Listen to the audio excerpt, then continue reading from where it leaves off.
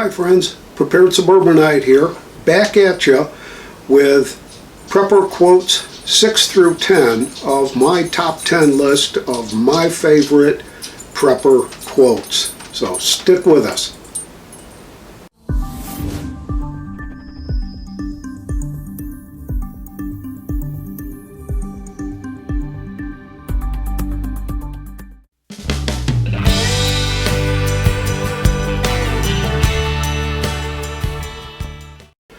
Alright, number 6 on the list. This quote comes from our 16th president, Abraham Lincoln. If I had 8 hours to cut down a tree, I'd spend 6 hours sharpening my axe. Now, why is that a good prepper quote? Well,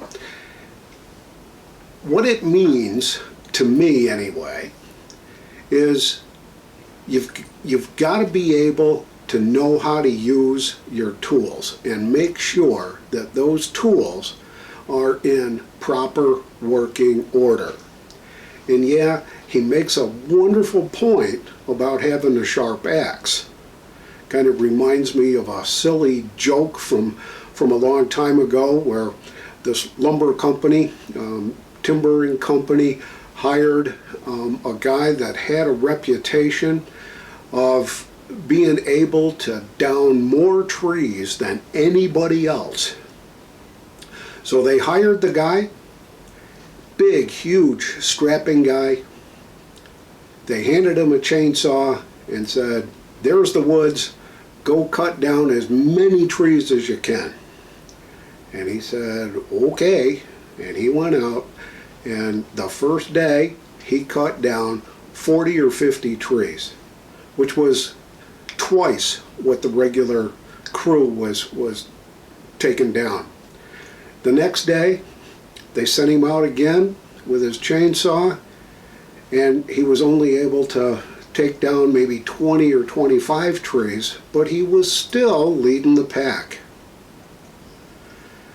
The third day, they sent him out with his chainsaw and said, "Go for it, keep going, you're on a roll." And he went out that day and was only able to take down 2 trees. So when he came in at the end of the day, the foreman called him over and said, "Hey, what's going on? First day you cut down 50, second day you cut down 20, and today you were only able to cut down 2. He said, "Well, tell you the way it is, Mr. Foreman. I got pretty tuckered out over the last couple of days using this newfangled saw here. And today I was just like totally exhausted." So he said, "Well, what's the matter?"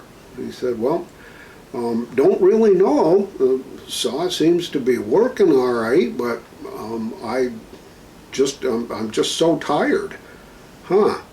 So the foreman grabs the chainsaw, looks at it, pretty well beat up. So he goes down, pulls the choke on it, starts it up, and turns to the lumberjack and says, "Well, let me show you what we do." And he said, "What do you mean what we do? What's that noise?" See, this old fella never used a chainsaw. He was always used to using an axe. So he was out taking that chainsaw and beating it against the trees. Well, big strapping guy, yeah, cut down twice as many as the regular guys the first day, got a little bit more tired on the second day, pretty well all pooped out by the end of the second day. He didn't know his tools.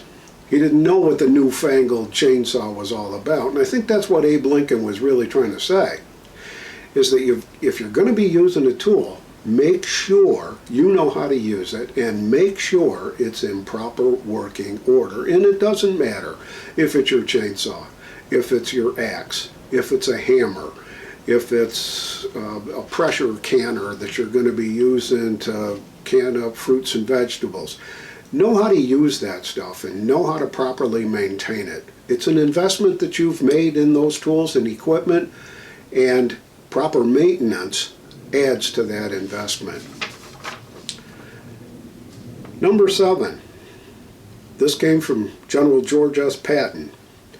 Prepare for the unknown by studying how others in the past have coped with the unforeseeable and unpredictable. So he's basically saying, learn from the past. Learn from those that went before you. Learn those lessons from the folks that were able to thrive during the 17th and 18th century.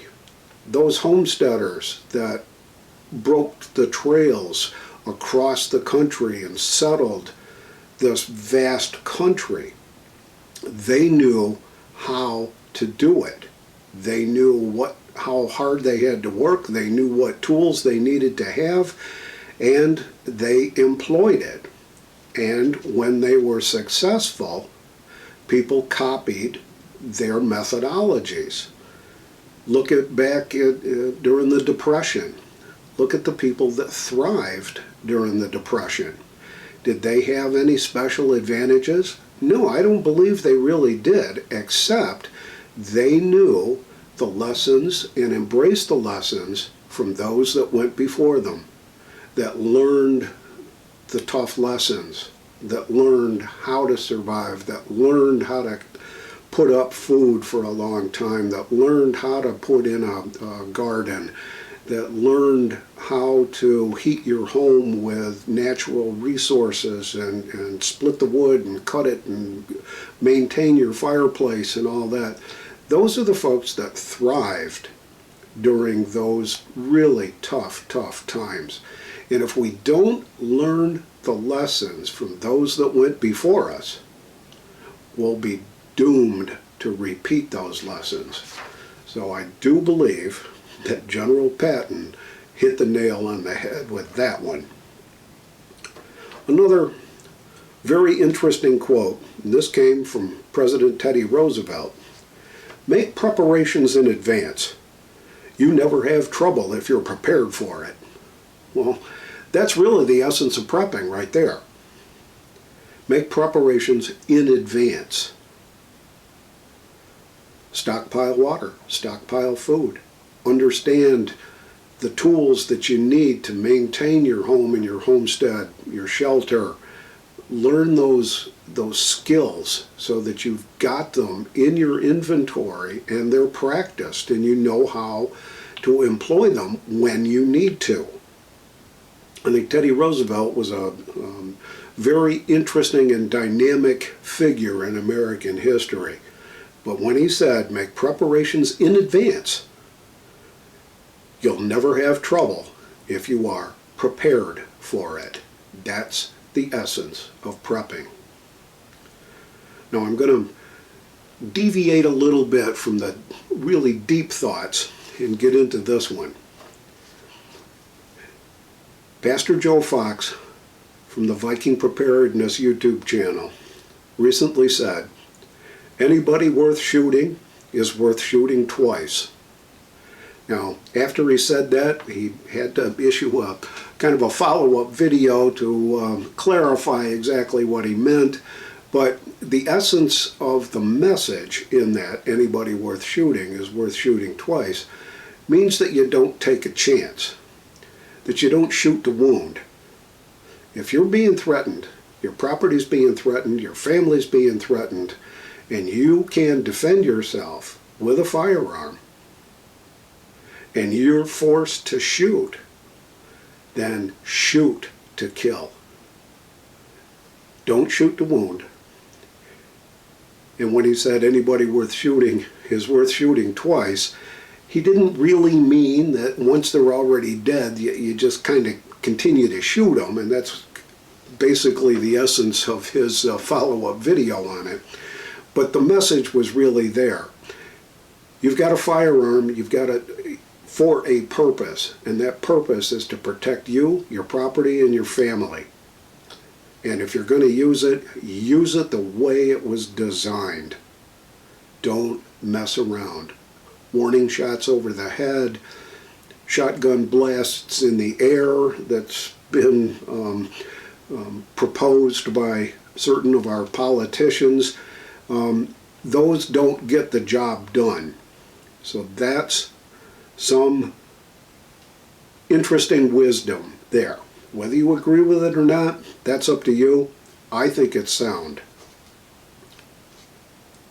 So in closing, I wanted to go back to Scripture. Proverbs 27:12, and it's been quoted very often in prepper communities. The prudent see danger and take refuge, but the simple keep going and pay the penalty. The prudent see danger and take refuge, but the simple keep going and pay the penalty. So the prudent in this statement, in this verse, are those that are prepared. They see the danger. They're prepared for the danger. They seek the refuge that they need.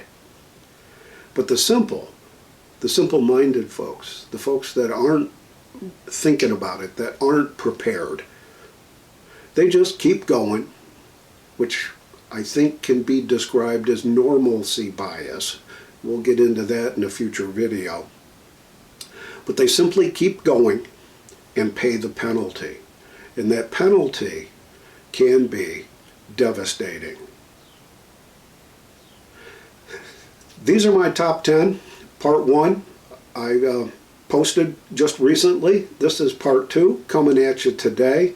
This is the Prepared Suburbanite reminding you to be prepared always. And I'm out for now.